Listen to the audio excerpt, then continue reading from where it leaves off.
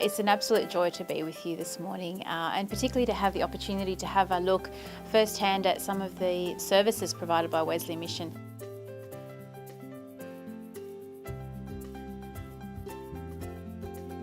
The New South Wales Government is really proud to partner with such an incredible organisation. You've got an amazing track record of serving our vulnerable community members right back from when you took that first Lifeline call. So today I'm really proud to stand here and announce that the New South Wales Government has funded $200,000 to 5 organisations, one of which is Wesley Mission, to actually conduct mental health first aid training for older people.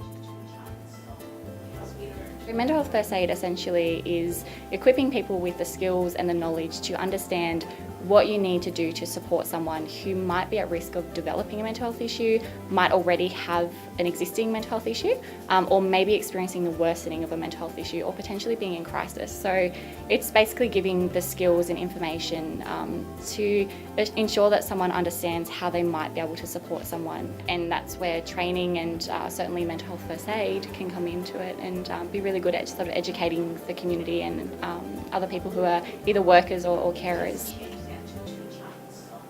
I'm working with older people. Issues like depression, anxiety come up a lot, isolation and loneliness. But there's also a lot of stigma that we've got to combat. And when you think about it, 50 years ago we didn't have a language around mental health, so it's important to start finding creative ways to talk about mental health that helps reduce the stigma as well. And I think the older person's mental health first aid course will help open that conversation to help people feel more comfortable to discuss these issues and reach out and ask people, some simple questions that could end up saving a life. I think it's important when we talk about mental health in general, it's about just looking after yourself the same as you would your physical health.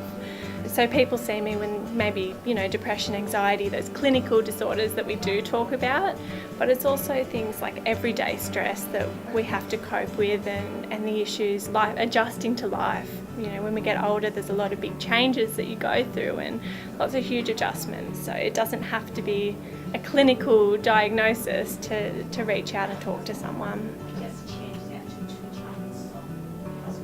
I think at the most basic level, self-care is really important, and that's a term people in the mental health field talk about a lot, and that just means making time for yourself. Make sure you do things that you enjoy.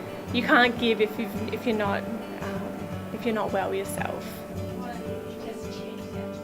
At one time we understood mental health as being something very narrowly defined, but today we know it's much bigger than that. And so we're delighted here that when we talk about mental health, we're not now just specifically talking about mental health programs, but about how we can offer training and initiatives to enable everybody in our community to better health, not just mental health, but actually well-being in its fullest sense.